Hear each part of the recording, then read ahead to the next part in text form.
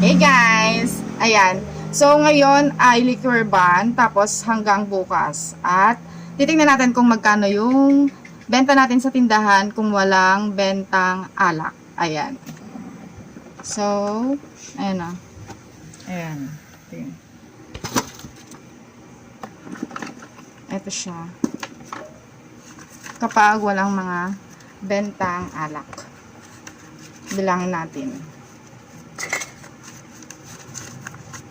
10, 20, 27, 28, 29, 30, 31, 32, 33, 34, 35, 36, 37, 38, 39, 40, 41.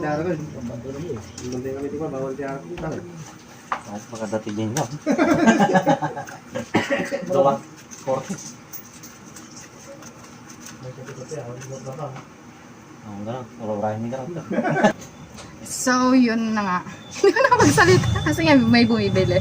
Tapos, di ba, liquor ban nga daw. At ang binili lang ay sipu. So, ang binili lang natin kanina ay 61.70. Ayan. May 70 pesos din.